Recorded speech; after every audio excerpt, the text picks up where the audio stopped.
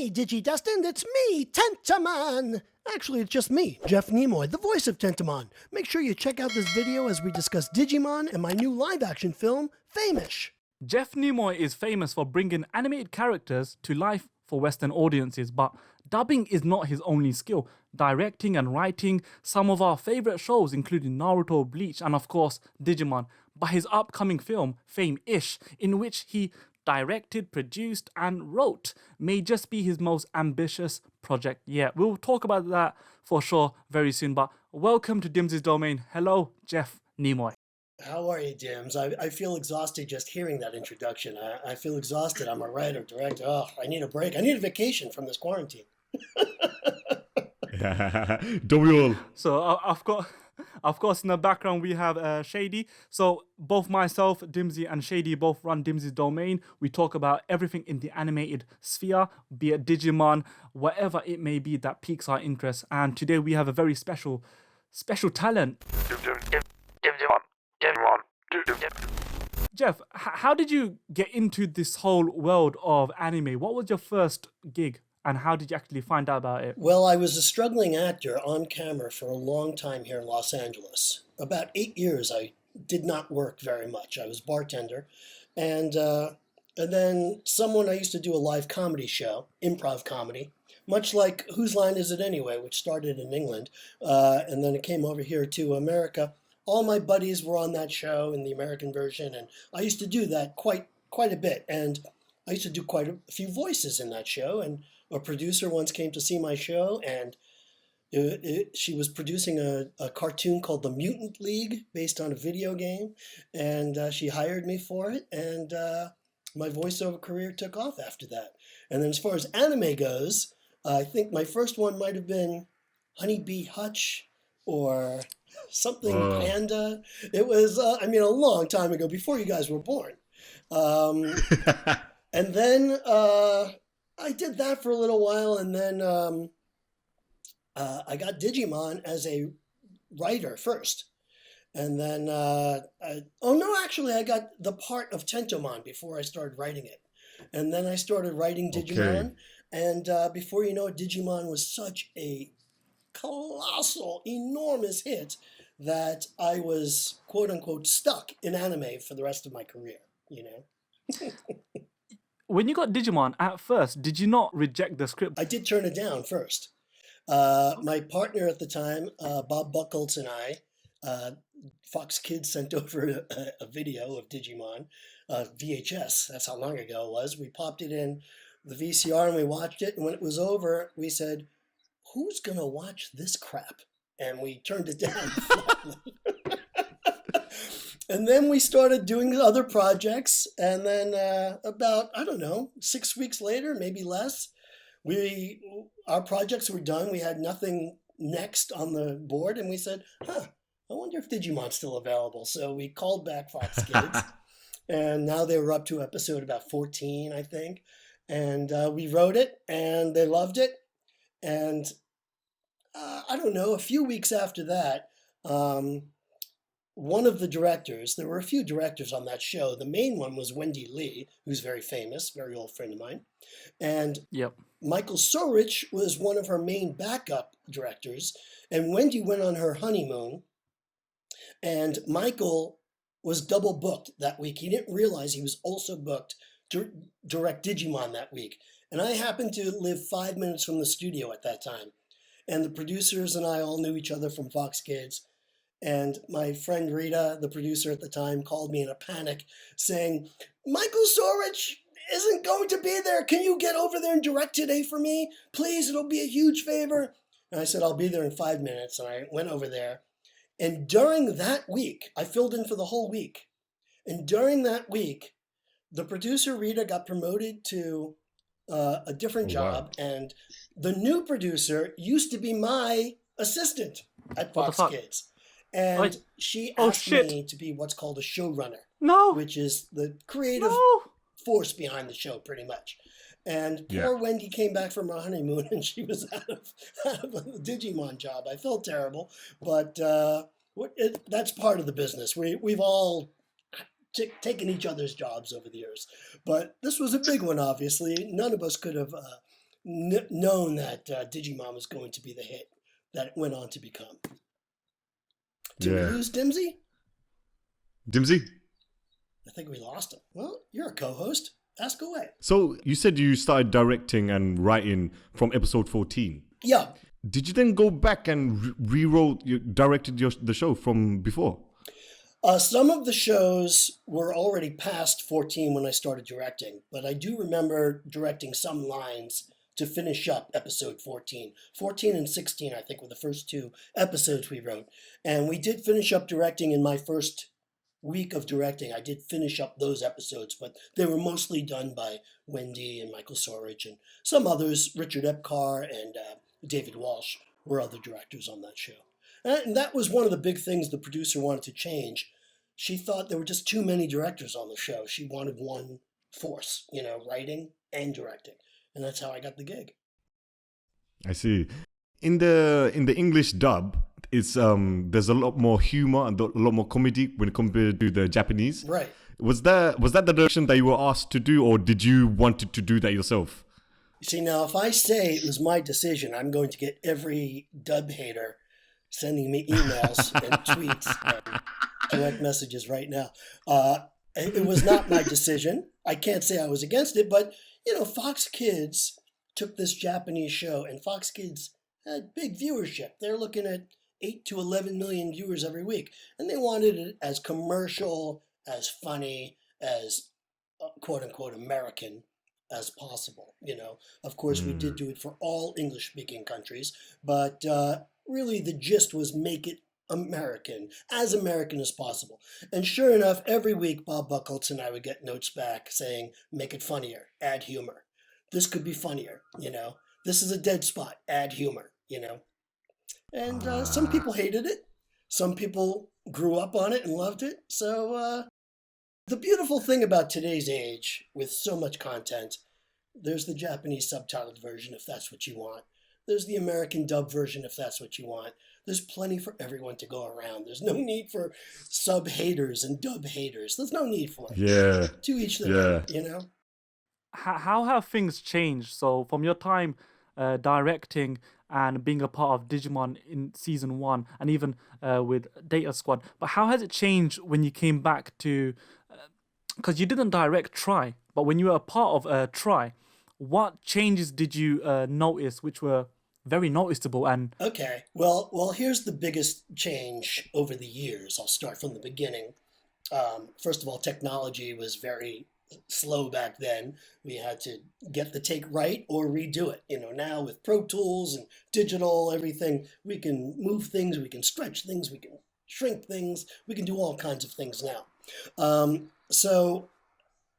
Then after 2 years, I took a 5-year break, came back to direct Revenge of Diaboromon, which led right into Digimon Data Squad. And that was great, seeing all my friends again for the first time in years and just falling back into routines and jokes with everybody. And that was a wonderful little reunion we had. And then I took another few years off. And like most of the English dub people, we don't even know it's going on until they call us and say, hey, there's a new Digimon in Japan. Are you going to be a part of it in America? I don't know. If they ask me, I'll be a part of it. Fox Kids doesn't even exist anymore when I was first hired, Yeah. So now, going back as just an actor, although I did adapt the latest movie that just came out, but this was my first time adapting in a long time, since 2008. Digimon, anyway. So the biggest difference is now I'm just an actor behind the mic, and I'm listening to the other actors, or I'll go to the premiere and I'll see it, and I get very frustrated because that's my show! I'm supposed to direct that show! I'm Mr. Digimon! Don't screw my franchise! But that's just me. It's not the truth. Everyone who's done it has done a great job since me. But I just feel a little ownership, a little of course false ownership. And the biggest difference of them all over the years is when I started, my fans were 8 years old, and now they're full-grown adults. They have kids of their own. Yeah, you're two of us right here, right now. Yeah. That's the biggest. When an adult comes up to me at a convention, and hopefully we will have conventions again one day, sooner rather than later. Hopefully. But when an adult comes up to me and says, "Thank you for my childhood," I feel so old, because I feel like I'm still the same age as when I did Digimon. Speaking of conventions, we talked about this a little bit. I bought this shirt, which is a Jurassic World takeoff on Digimon, with I think Greymon up there, or War Greymon. Greymon, It's Greymon. And I bought this at a convention in Pittsburgh, and I've worn it at many conventions since, and I wore it in my recent movie, which I'm sure we'll talk about soon. We will have to talk about that, because that's quite a monumental project that you took on. In terms of Digimon again, like when you done Digimon Adventure Try Confessions, because that had Tentamon as a big centerpiece. Right. How did it feel looking at Tentamon and of course Kabuteramon by default, but just them in a different light with such spotlight? Did it make you feel like finally you know what? I was Mr. Digimon, and now it's I have my moment. Tentamon was relegated to comic relief his whole career. Finally, he gets to be the guy. Mega Kabu Hercules Megaton, whatever it was. I can't even remember. After 4,000 characters, it's tough for me to keep them all straight, the names. With Tentamon, it was originally voiced by Joshua Seth. Joshua, right. So when you went about going and adapting that character, how did you go about starting off, and at what point did you start making the character your own, as in you put your own little spin on it? Well, it's funny. At first, I was supposed to, the producer fought for me to be Matt, and I didn't get that role. Oh. Yeah. So I was just relegated to like little smaller roles, like Izzy's dad. You know, that's my first role. And during a session for Izzy's dad, Wendy Lee said to me, you know, the whole show is starting to sound like Joshua Seth, because he's Thai. He's Modimon, or whatever he was. He's Tentamon. He's so many of these things. And sooner or later, it starts all sounding like Josh. And they figured Ty was such a large part, let's just give Josh Ty. So while I was just doing Izzy's dad, they said, hey, let me hear you impersonate Josh. That's all it was, impersonate Josh. And Joshua was doing a sort of this. It was like Johnny Carson doing Jackie Gleason. Oh, Izzy, you know. And then, like every actor, after maybe 3 or 4 episodes, it falls into your natural voice range. And before you know it, Tentamon sounded just like his old self. Super Shocker! Electro Shocker! That's amazing. It's just it is surreal actually just hearing or just seeing voice actors at work. And you started your career. You started your professional career as an actor. And does it frustrate you? Because you know voice actors are actors, right? So does it frustrate you when people, maybe because you're behind a character such as Tentamon, that they don't appreciate or they don't understand what truly goes into? No, I think voice actors get just the right amount of praise that they deserve, because it is harder to act on camera. I know, I've done both. It's harder to act on camera. There's a lot more that's involved with it. A lot more. Eye contact, wardrobe, makeup, camera position, lighting. You know, you've got to, you gotta, not move if your face is this big on camera, because you go, oh my God, and all of a sudden, the screen is crazy. There's a lot more technicality involved in acting on camera. And let's face it, we have it a little easier. We don't have to wear a costume. We can record from home. We can wear our pajamas. We don't have any makeup. We don't have to learn lines. There's no memorizing. We can read it off of a page or a computer screen, So it is easier, and we do get enough credit, I think. What do you prefer? That's good. What do you prefer, voice acting or actually being in front of the camera? I prefer voice acting much more. a long time ago when I made the decision to stop on-camera acting, professionally, I should say, and concentrate more on voice acting, which most of that had to do with who was willing to pay me. Let's face it, if I had a career on camera, I'd keep going. But I made the decision to do voiceover, and I never looked back. But I always wanted to write and direct on camera, always, my whole life. I went to the Tisch School of Arts at NYU, and I graduated with some really big, famous people like Adam Sandler, and Philip Seymour Hoffman was a great behind me. We did a play in his junior year. He was just Phil Hoffman, by the way, back then. He was a great guy. And I think Joshua Seth went to that same one as well, right? Joshua Seth went to that same university. A few years after me. But Adam Sandler was my buddy. Titus Welliver, the star of Bosch, was a good friend of mine. There's quite a few people, Jessica Heck, quite a few people came out of my graduating class. So the pressure was on. But even back then, I always had the idea that I was going to produce a movie, write a movie, star in a movie, direct a movie. I didn't know it would all be the same movie 20-something years later. It's funny how things work out. But I definitely enjoy not having the pressure of being a voice actor more than the other stuff. Directing, I've put in my 10,000 hours, so it comes easier to me, but it's still not as easy as voice acting, Okay. Fair enough. Because I think your commercial that you done, the Audible commercial with Billy Crystal. Billy Crystal, right. That was cool. I'm very proud of that. It's funny. Billy Crystal's an idol of mine. And in this business, you can't just gush all over him when you are technically his boss. You can't, hey, Billy, oh my God, I'm such a big fan. I watched every special. I watched every Oscar. I know every line you've ever done. You can't do that. That'd be cool. So I just kept the conversation very professional. Talked about the New York Yankees a little bit. Talked about dieting a little bit because I'm a bit of a diet guru. And then we just talked about a lot of old New York because we're both from New York.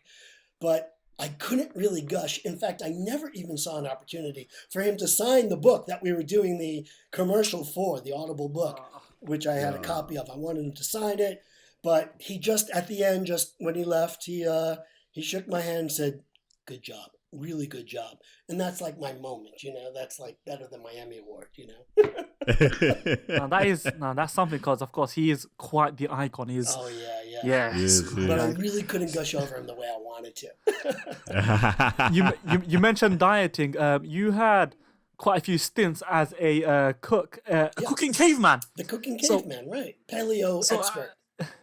So where did that come from? Where did that, have you always had a passion for that from not at all. I was writing a screenplay, an animated screenplay about these little creatures, and they weren't cavemen, but they lived like a modern caveman.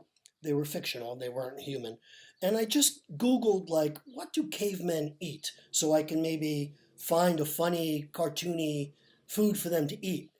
And all of a sudden, all this stuff came up about the caveman diet on Google that I'd never heard of. And the paleo diet, caveman diet, it's the same, two different names for the same thing. It's all about eating naturally and healthy and organically and what was available to the caveman, things like that. And I was fascinated by all the health claims they made. So I decided to try it for a month. And in that month, I lost 20 pounds and my skin cleared up and everything, people thought I was dying of cancer, but I was never healthier in my life. So for since then I've been paleo-ish, I'm fame-ish, and I used to be real strict about it, and then, well, if you don't mind, I'll lead right into this story. Yeah. And then so my whole thing about the paleo diet was they said, the cavemen didn't have diabetes, they didn't have cancer, they didn't have any of the diseases, they didn't even have crooked teeth, they didn't have any of the things we have today. Because of the diet we changed about 12,000 years ago. And then I became very sick. And I had no explanation for it, and the doctors had no explanation for it. I started gaining weight, and the doctors were like, well, you're getting older now. And I said, no, I'm on the paleo diet. It's almost impossible to gain weight on this diet. And I started getting very tired, and they were like, well, you're getting older. I'm like, no, the paleo gives you more energy. I shouldn't, like, be this exhausted after, like, one inning of baseball, you know? And it took 5 years for doctors to find it, but it turns out I had a brain tumor. And it was causing all of these problems. I had like a list of problems over the last 5 years.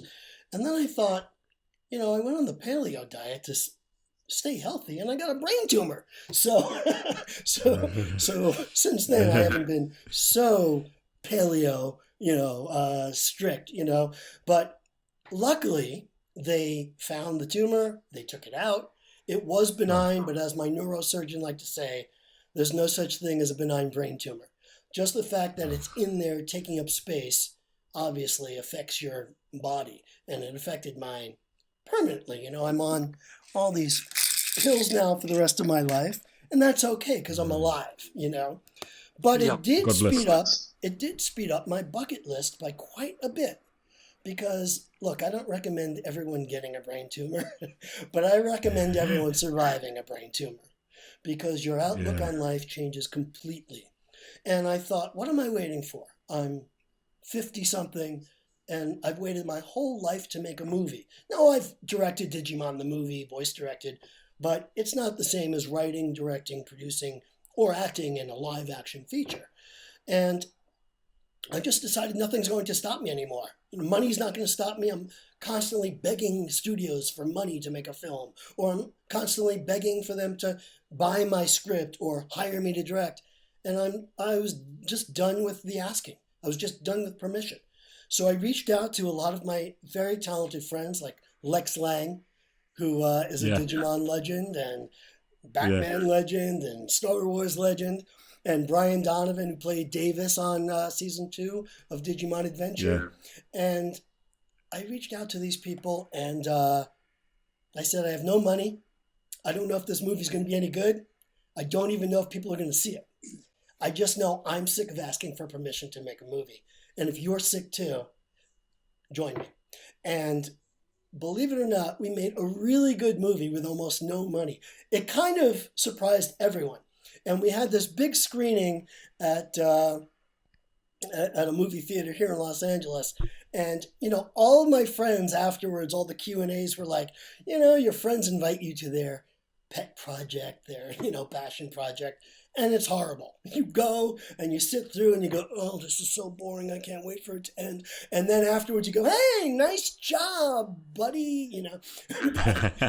But all the questions and answers afterwards were like, thank you for making a good film that I didn't have to sit here and dread, and I don't have to lie to you afterwards to tell you it's good. That was like 90% of the comments afterwards. So I'm really proud of the way it turned out.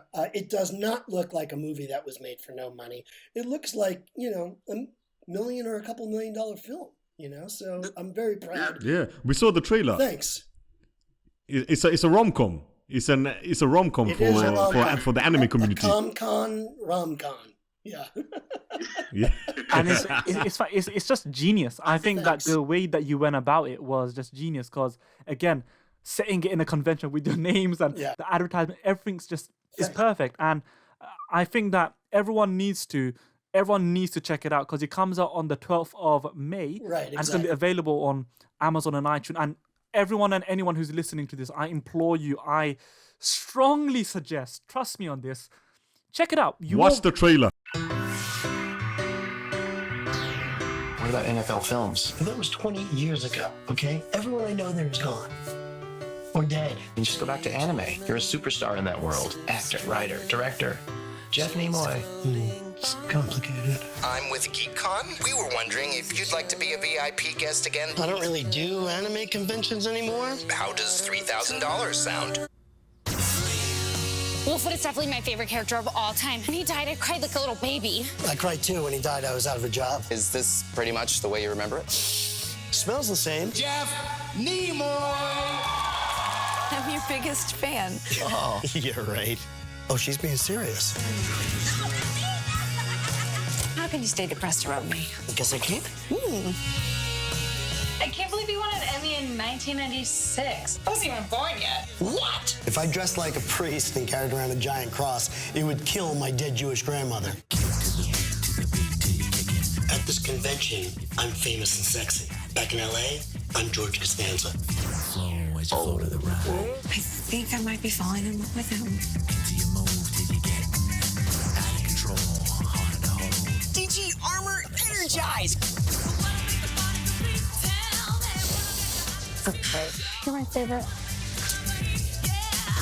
Arnold Schwarzenegger as a short order cook. That's right, put down the short ribs. What are you doing? That's not barbecue sauce, it's blood. Here's to Adventures in Anime. Yeah.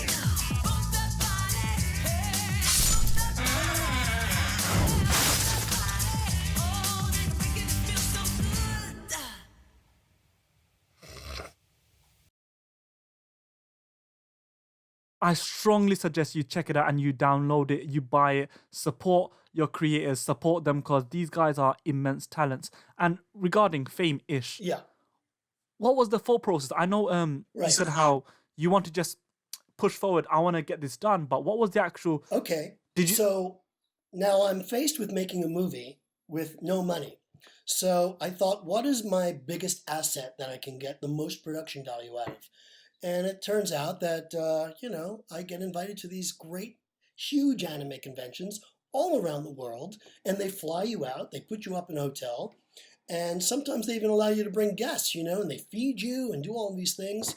So my idea was if, I could just come out there and bring a camera crew and also choose the guests that the convention's using, then I can cast them in my movie. Then we can film on location while the convention's actually going on. And because I've been a producer for 20-something years, 25 plus years, wow. I've learned a lot about, workflow. So every second of every day of those conventions, that convention was scheduled to the minute second of where you have to be, what costume you're supposed to be in, what scene we're doing, how many cameras, who's, involved, what props you need, all of these things. And I did most of the work myself, which is why I probably slept for a month when I got back. But everyone chipped in. No one was, everyone was doing something. Allison Powell, who was one of the great stars of this movie, she was in a great series about Black Widow. She did everything in one day, including like going to the drugstore to get me throat lozenges so that I wouldn't lose my voice. She worked the camera one day. She was a script supervisor today. She was in the scene one day. It was like all in one day. It was just, everybody was all hands on deck. And the Marriott at this GeekCon, we did it at GeekCon in Madison, Wisconsin, here in the US. And the Marriott was like, well, you can use any part of our hotel. The staff is at your disposal. And we shot scenes backstage in their kitchen area. We took over their dining room. The staff of the hotel was actually our crew. It was pretty remarkable. And the guests were just our extras. And they even let us shoot. Wisconsin's great. They even let us shoot in their airport. They gave us a whole terminal for ourselves to shoot in. We had TSA agents as extras. Yo. It was amazing. Wow. It was amazing how this all came. That's why I say it looks like a $2 million movie, even though we shot it for practically nothing. It cost something, but not a lot, And I liked Jonathan Fahn, one of the stars of the movie. He's been in Naruto, Digimon, a lot of things. He likes to say, just tell people it's under $1 million. They'd be shocked if I actually told them. How long did it take to actually, from the start of production to the end when you wrapped up? So I took a year off, personally, to make it, because there's so much planning that had to be done. And then we shot some, what's called B footage, at a convention here in Los Angeles of walking around the convention, cosplayers, things like that. And it cut perfectly with the GeekCon, because GeekCon was a smaller con, maybe 1,000 people. And then we shot at one place that was like 10,000 people to get a much larger perspective. That was Anime Los Angeles, shot here in Ontario, California, which was also great. And then we went to GeekCon, and they even gave us like the whole 10th floor of the hotel to shoot in. It was pretty amazing how they bent over backwards to help us make this movie. And so it took about a year, but we shot 80% of the movie in 6 days at that convention. The convention was only 4 days, but we shot at the airport one day. We shot anything that didn't require fans first. And then once the convention started, all the panel scenes and all the opening ceremony scenes, all of that stuff was shot with the fans there. Amazing. And the fans were extras. There were so many fans in this movie. You know, if you've ever been to a convention, you'll love this because it's an actual convention. And you mentioned that we're using our own names. I realized quickly while I was writing the script that there's a very good chance some fan might run up while I'm filming the scene, not see the cameras, and ask for an autograph. And they might come right up to me in the middle, say, Mr. Nimoy, I love Digimon, can I get your autograph? And I don't want to have my character named Bob Jones if someone's coming up to me and saying Mr. Nimoy. Plus, there are posters everywhere that say Jeff Nimoy, and there's a Jeff Nimoy. Right, and there's a program that says Jeff Nimoy and Lex Lang and Jonathan Fahn and Brian Donovan and Nikki Boyer, who's the female lead. She's amazing. She's on Wendy Williams, and she's got a bunch of podcasts. She's a TV host. She's amazing as well. And, you know, we knew we were going to have to play fictional versions of ourselves because it was a live convention. So I thought, well, Larry David does it on Curb Your Enthusiasm. And Episodes is one of my favorite shows that Matt LeBlanc plays a fictionalized version of himself.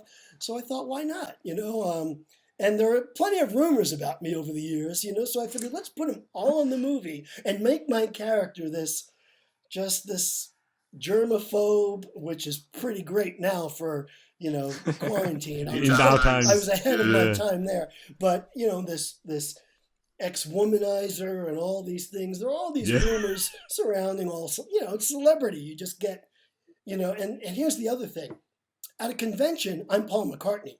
But here in Los Angeles, I'm Jeff on my Starbucks card. That's all, you know, Starbucks. Jeff, that's all I am here. That's the biggest that's the biggest. You're a superstar in the anime community. Right. But so I'm not really famous. I'm fame-ish, you know? So that's part of it is my character, Jeff Nimoy. He's so disillusioned with Los Angeles because he got stuck in anime and he wanted to make real movies and real TV. And then by the end, he realizes anime is real movies and real TV. And I do make an impact on people's lives. That's the whole thing. The character, he falls for the pitfalls of celebrity, small-time celebrity at this anime convention. And at the end, he understands his place in anime and in the world eventually, you know. Oh, did you hear that? Yeah. Sorry. Whoa. Zoom in. You know, whilst filming the film, were there any moments where you couldn't have wrote it, as in it's maybe a fan came in and it was a bit of a moment where you had to cut out, or you had to, it kind of derailed the flow of the narrative at that point? Nothing that badly, but, you know, I did also want to cast a few fans in the movie to get a little authenticity. Sometimes their acting performances weren't the best. But that's okay. It lends to authenticity. Like, for instance, you know, I'm also sort of famous for playing Wolfwood, Nicholas T. Wolfwood, in the series Trigon. I don't know if you guys ever watched that. And that's one of my favorite roles, mostly because I got to use my own voice. Just like Young Gennai in Digimon. I got to use my own voice. A funny little story, when I showed up to do Tentamon and Try, I saw Gennai on the screen and I asked the director, you want me to grab Young Gennai while I'm here? And he said, oh, is that you? Oh, we were wondering who that is. So it helps being Mr. Digimon, years later when all the new people, none of the new people know the old history of the show, and I'm sort of like a reference for them now. Yeah. But in the movie, I go around cosplaying as Wolfwood.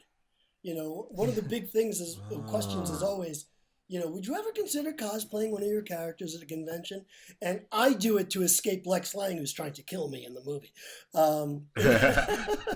And it was just very interesting. I walked into the green room where we sort of had all our camera equipment. It was the first Wolfwood scene I was going to shoot. And I walked in dressed as Wolfwood, the big cross, my hair all like bangs and everything like Wolfwood. And the room stopped and everyone looked at me with their mouth open. All of a sudden it was like a movie, like one clap, and then everyone starts clapping like, oh my God, the real Wolfwood's here. This is the closest we're going to get to a real Wolfwood, a non-fictional Wolfwood. That's good. So that's one of the great memories that I have. I think to the viewers, to the listeners, I just have to anchor this one point. Yeah. Like, for everyone, they need to know and understand the joy and enjoyment, the passion that is emanating from you, from your voice, from your face, is something where you can tell that this was a culmination of This is probably your most favorite project. Yeah, I was very weary of it all at first because, like I said, I told people I don't even know if it's going to be good. I just had to do it, and it turned out great. And for me to say that is big because, you know, anybody can say that. Oh yeah, my movie's great, but I was very cautious. I don't give everything out to the world because of my reputation, because of my professional work. I don't just throw everything against the wall so people can talk about it. And, you know, if it's not good, I'm hesitant to throw it out there. But this came out great. And it got for a movie this small, to get a distribution deal like we did, says something right there. And that should speak volumes. Yeah. But personally, you're talking about the joy in my face and my favorite project. Like I said, I always thought I can direct, write, produce, maybe even act and carry a movie on camera, but I never knew it. Now I know it. Whether you watch it or not, whether it's a success or not, it almost makes no difference to me because I did it. And all that, which you'll see in the movie, all that ambition, that maddening, driving ambition that drove me crazy for almost 30 years of, I gotta make it. Yes, I had Digimon. It's not good enough. I gotta be on camera. It's not good enough. I have to direct on camera. I've gotta be Martin Scorsese. Whatever that driving ambition has just gone, and I'm just happy. And I made this movie. It shows my relationship with the fans perfectly. It's a love letter to the fans. And I'm just so happy with the way it came out, and I almost have nothing left to say, in terms of professionally. If I had to quit and go work for a supermarket now, I can do so with my head held high, because there have been times in everyone's career that's a little lower, and you go, I don't know if show business is going to sustain me through retirement. I might have to get a job. I might have to drive Uber. I might have to go to a supermarket. And one of my biggest fears was stocking the shelves at a supermarket. And then someone who used to work for me comes by and says, excuse me, where are the pickles? Oh, Jeff Nimoy, how sad. You're stocking shelves now. You used to direct me. And now I could do it with my head held high and go, yeah, there's no shame in what I do. I made my statement with Famish. I really did. And pickles are on aisle 4. Good to see you again. Hope you're as happy as I am. Let's see. How did you come up with the story of the film? So again, how long did it take you to come up with it? Again, I took a year off, and I just knew I had to write a story around a convention. So during that year, I also did some conventions as scouting, location scouting. And I found this one perfect convention at GeekCon because it was all in one building, which a lot of conventions, the hotel's in one place, the convention center somewhere else.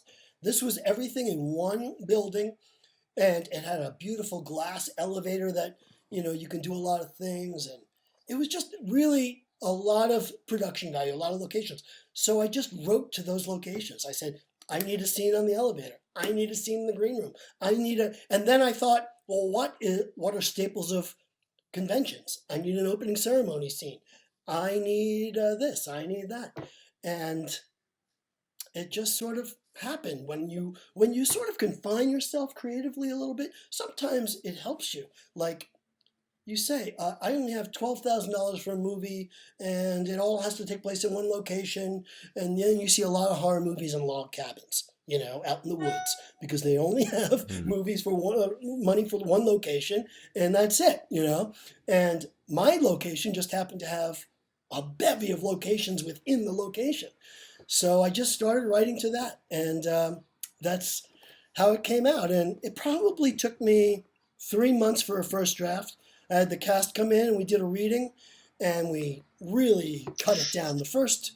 Even the first rough cut of the movie was something like almost 2 hours, and now it's at a very crisp 91 minutes, 94 if you want to watch credits, which I suggest you watch the credits, because there's a lot of bloopers in the credits, which are fun. Lex Lang and I were doing a little bit in the credits. During one of our scenes, you see he impersonates Arnold Schwarzenegger, and that was all improvised. I just kept throwing things. It's like Arnold Schwarzenegger at as a 3-ring circus, and he just kept doing, yes, this next act is a dancing poodle. It's fantastic, and we showed in the credits afterwards. We showed all of the different improvs we did together, including the one that went in the movie, And at the end, he said, all right, it's Arnold Schwarzenegger as a brain surgeon. And he said, yes, it's a tumor. He goes, it's not a tumor. I go, no, it is a tumor, because I had a tumor, and we both knew that.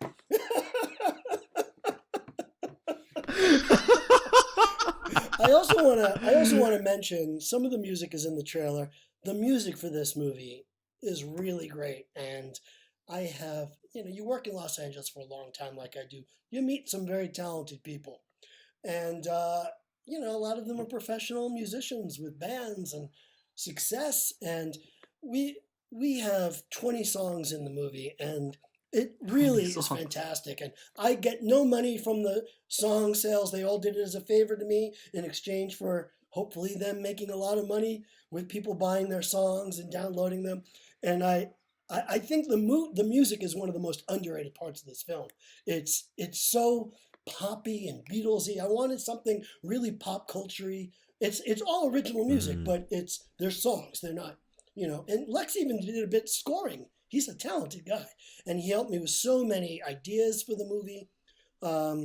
So I just had so many people. No one makes a movie by themselves. It takes a whole army.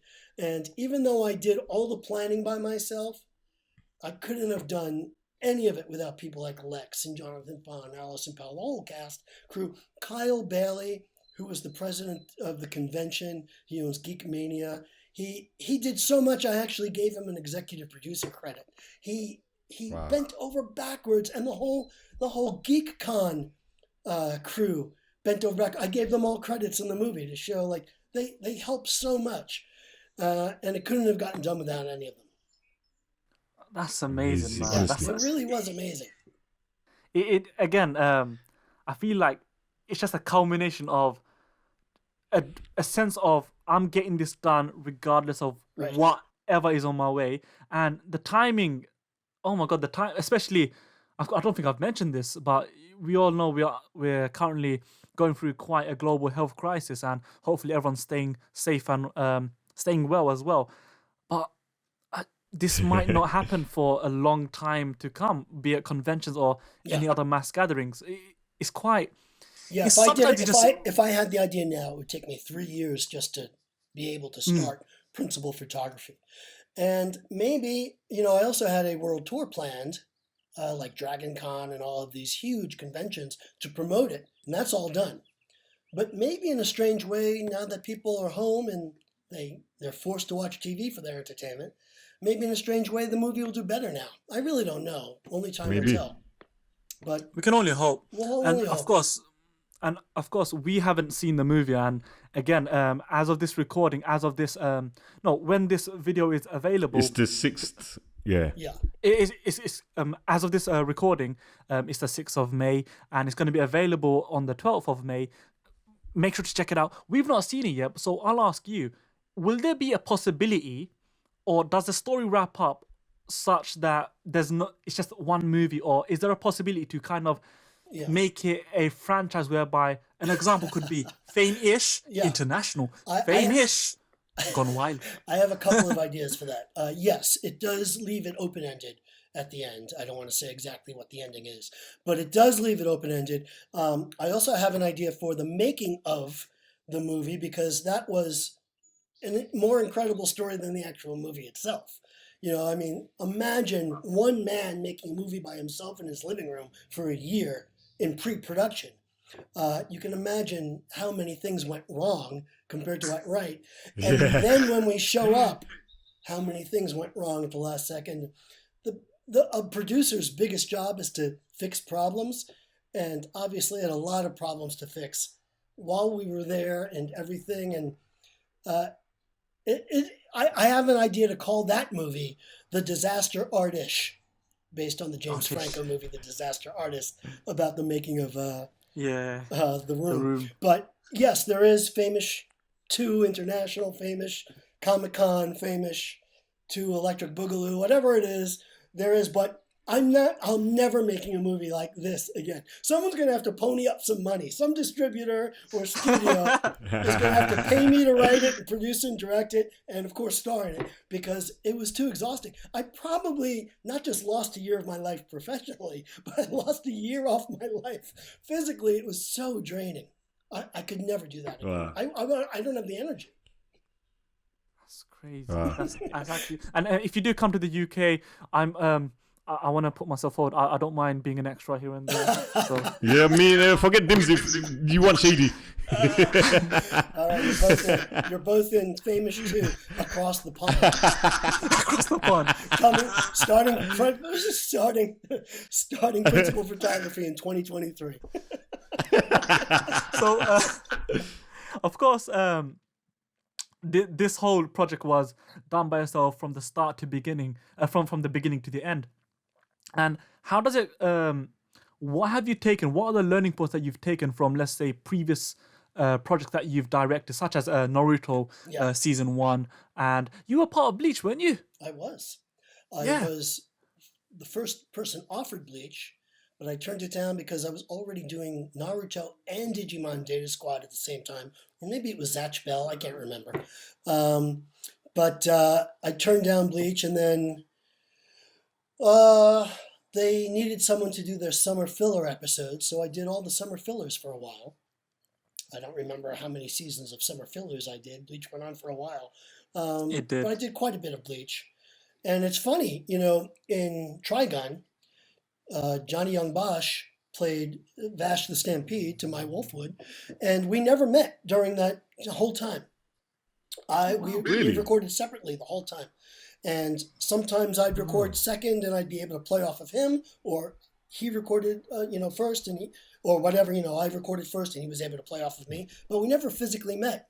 And then one day I started directing the Bleach fillers, and he plays Ichigo, the lead on Bleach, and he walked in and I said, Johnny Young, Vash the Stampede, meet Nicholas D. Wolfwood. And we've been really good friends since then. And I'm sure people are gonna kill me if I don't ask this. And I kind of half expect what you're gonna answer. So we know that Digimon Adventure is coming back right now as 2020. Have you heard anything?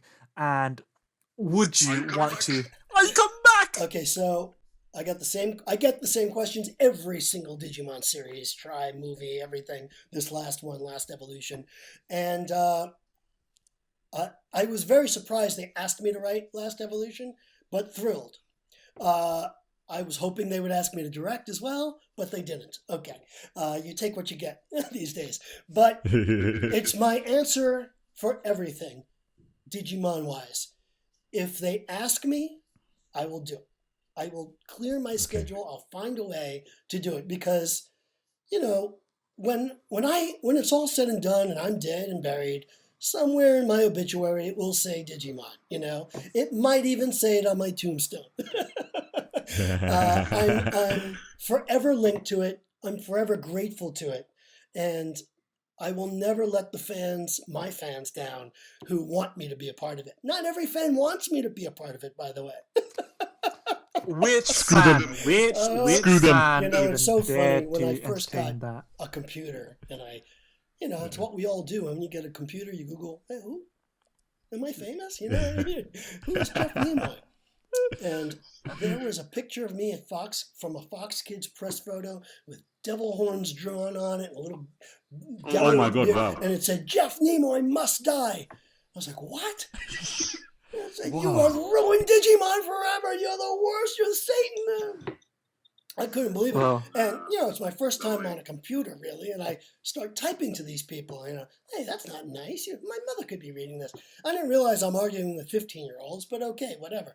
Yeah, trolls. And then I said, that's not nice of you at all to say that about me. And they write back, relax, dude. You should see what we say about Britney Spears. And that forever put things in perspective for me. I never worried about what fans say after that.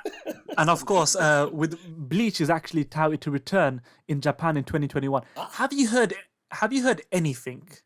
And would you? I have not heard anything. Bleach. Would I return to Bleach? It would have to be under the right circumstances, but never say never. I enjoyed my time on Bleach. I enjoyed writing Bleach. I enjoyed directing Bleach. We'll see. There are also other directors of Bleach. There's Steve Kramer and Wendy Lee. They might choose to them. I was just doing the fillers. So I don't know. But Digimon's something I'll never turn down if offered. And I think to really focus on Digimon, with the movie Last Evolution Kizuna coming out on July the 7th, I believe, on Blu-ray. And I don't know when it's going to come on the UK. It better come out soon. You wrote it. Yeah. Of course, you want to direct it, but writing it, how did it feel? Because it was a good amount of years from Try, and also it was quite a long time since the original series. The characters are all older now. So what did you think about? What did you think about knowing actually it's not a Pokemon You've crap? got 60-year-old women playing 15-year-old boys in that movie, by the way. I'm sorry, Dimsy. I was thinking of the joke. No, it's fine. It's just because Joshua Seth also said how one of the things he loves about Digimon, especially with Kizuna, is that he saw the characters grow and the mannerisms really did change, especially in the writing. So when you're writing it as the maestro, what went through your head? What changed? What? Well, my first thought always is, this is going to be a memory for fans. They're going to go back in time a little bit, and they want that same feeling, that same tone, the same sense of humor, if you would. They want to feel like they're watching a Digimon project. It would be terrible if I wrote a Digimon project and it felt like Bleach. It would be all wrong. So my first thought was, write something the fans will love and be able to connect to their 8-year-old self again. That was my first thought. So I wanted to keep the characters consistent. I wanted to keep their sense of humor consistent. I wanted to keep their seriousness consistent. I even wanted to keep the Sora, Matt, Tai relationship. The triangle. Right. I wanted to keep it a little, all right, so the creator said it's Matt and Sora, but who knows? Maybe Tai is pining away from her. Maybe Sora is saying, did I make a mistake? Tai was the one I grew up with. So I throw a little hint, not hints. I'm famous for Easter eggs. I'm famous for throwing things that I would like to see it happen. And since I'm in control of it, I'm going to just sort of throw out a little hint that maybe that's what they're thinking. maybe this is what's happening, without saying, yes, this is how it's happening, because then the Japanese might say, oh, no, you've got to change this. Yeah. Matt is definitely with Sora. So I just like to throw my own, my own little, if I was the creator of Digimon, maybe it might come out like that. And I know it's entertained fans for 20 plus years, so I must be doing something right, So I just go off my own, your own little spin. Yeah, just my own sensibility. And which character would you say? So which character would you say was your favorite to write? What was my favorite character? Which character in Digimon Kizuna was your favorite to write? Well, Joe was always my favorite to write for years and years and years. And then, obviously, they grew up. And Joe does not have a huge part in this, but I gave him a little bit. Tentamon, of course, is my favorite because he's got no mouth to write for. I've got so much leeway. I can give him as many lines as he's on camera for, and as many words as he's on camera for. And I can give him the funniest lines as well. And I can really dig into that relationship of him and Izzy as well, that is so tight. Yeah. But I love writing for Agumon, both versions of Agumon in both the Real and Digimon Data Squad. He's played by one of my best friends in this world, Tom Fawn, who's Jonathan Fawn's brother, who appears in Famish. And it's just like an old family reunion when you get one of these things. It really is. It's just wonderful knowing I'm going to write this line for Tom. I know exactly how he's going to say it because I directed him 1,000,000 times as Agumon. So it's great. Damn. I wanted to ask, in the original Digimon season, what was the inspiration behind Metro Seedramon? Because Metro Seedramon was just hilarious to watch. What was the inspiration behind it? Yes. Well, there's not as much thought that goes into this as you think. We look at the picture, Bob Buckles and I back then, we look at the picture, we think, what could they be saying as opposed to what they are saying? Toy animation, as well as Bandai Toys, they gave us a lot of leeway with what we can do in the English-speaking version. And we just try to, do it and make it as funny as possible. Now, Doug Erholtz, who played Metal Seedramon, is one of my all-time favorite actors, a really good friend of mine, and played the older TK in Digimon Season 2, as well as a million other things. And he is just one of the funniest people ever. And when you have a Doug Erholtz, you just let him go wild sometimes.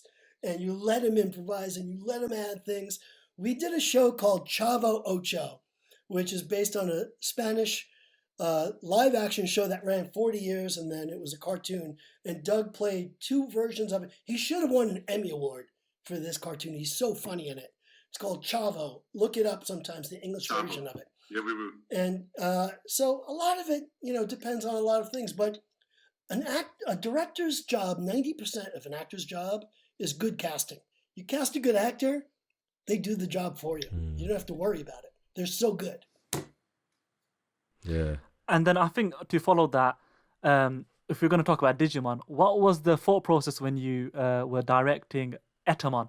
Because we had right. we had Richard Epcar, which is probably my favorite villain of all time, and my favorite actor to play a villain. Is he your favorite villain of all time? Probably all the Dark Masters, Puppetmon and Etamon, but Etamon in particular. Richard Epcar and I are very good friends. He's one of the funniest guys ever. And when I book Richard Epcar for a session, I have to book 2 sessions because we laugh too much that we can't get through a session without too many laughs. We won't get the work done. So it's always best to book him for 2 sessions. And it was just, he had a microphone in his hand. He had the guitar, and he does a really good Elvis Presley impersonation. So we just did it. But my favorite Etamon line is, and Richard didn't understand what I was going for. I had to explain it to him. So here, I'll use a bottle of hand sanitizer during the times to show you what it is. So Etamon swings on a vine like that, and then he waits, and he comes back in the Japanese. So we had a little Tarzan thing, and we just justified that pause by going like this.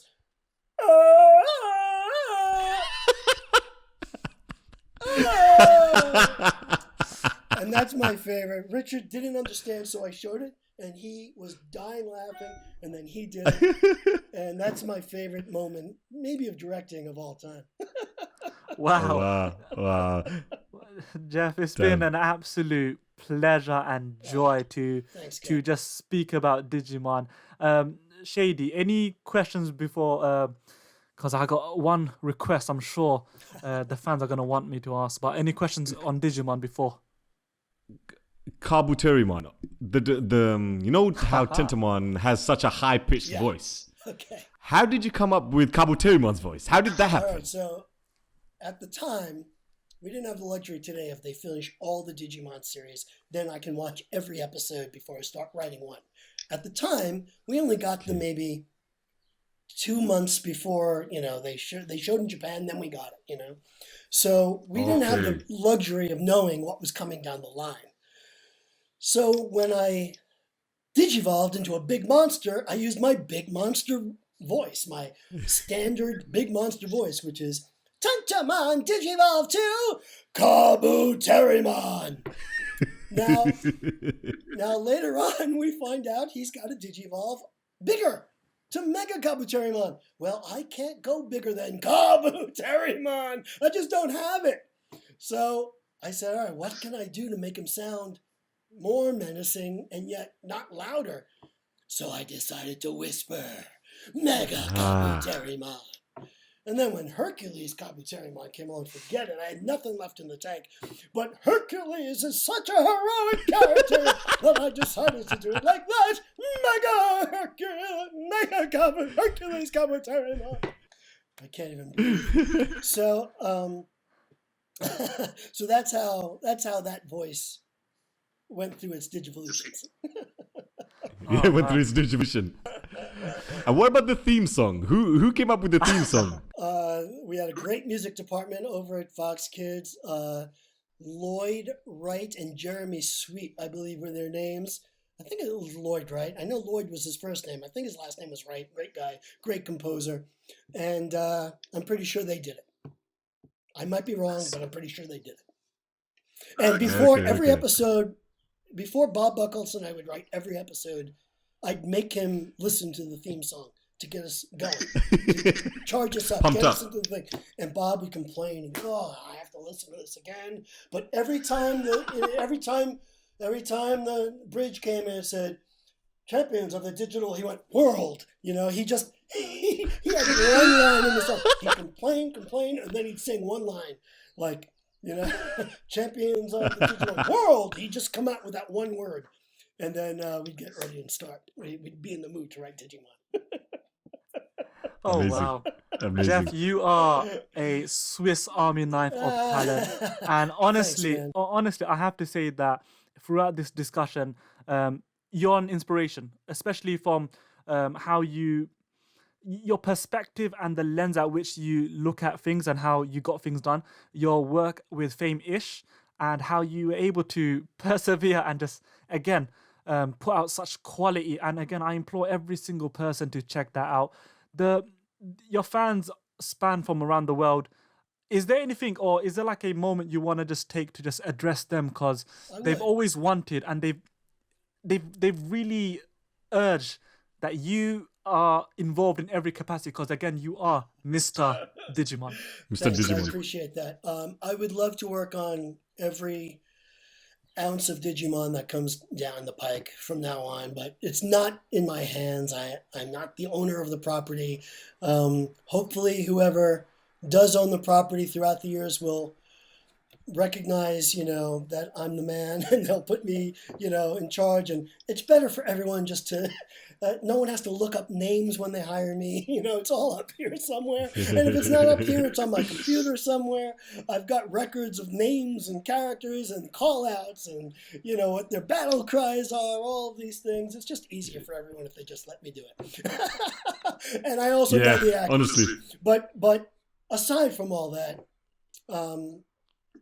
going back to my brain tumor, just to say, Again, I don't recommend people getting a brain tumor. I recommend everyone surviving a brain tumor, because you realize things like this, the quarantine, coronavirus, it's tough, but it's not that tough. Other people, other generations have been asked to go to war. They've ridden in tanks in the street in almost every decade in the history of civilized world, until recently. So our recent generations, it's okay. This will pass. Just get through it, and there are people much worse off than you. There are people with brain tumors who are inoperable, people with cancerous brain tumors. Mine was benign, and they got it all. It was the size of a ping pong ball, but look at technology. My doctors told me 30 years ago I would have died from this because the technology didn't exist to get it out. So it's wonderful to live in the times we live in, even with this quarantine, even with this corona panic. It will pass. Just have hope, stay strong, and be safe. That's it. You'll be okay. We'll all be okay. And when your grandchildren say, "Were you alive during the great coronavirus quarantine?" You'll have stories. Yeah, we had to do Zoom. We had to do interviews by Zoom. Famous came out on, it wasn't in theaters, it was on, it was on video on demand. It's insane how we had to live. There were no holographs. There was no transporting back then. There's no digital world back then. There was no transporting, intercontinental transporting back then. It was horrible. We had to take planes. We had things like gasoline and oil. It was horrible. So time marches on. Time marches on. This too shall pass. And from a professional standpoint, a lot of rumors have circled about me throughout the years, through conventions and whatever. If you really want to know my relationship with the fans, just watch Famous, and you'll see exactly how I feel about the fans, and hopefully how the fans feel about me, and anime in particular, how we're all sort of beat up in this industry.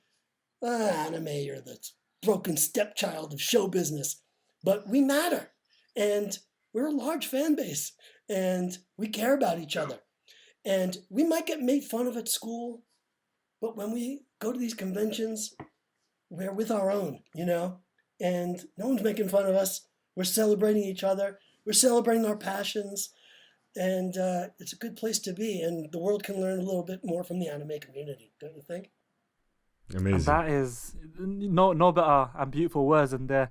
And again, everyone who's listening, watching, I implore you lot, Famous is going to come out on the 12th of May, and links are down below. Download it, buy it, support it. You're not going to regret it. And also, in July, check out Jeff Nimoy, as well as the other cast in Digimon Adventure, Last Evolution, Kizuna.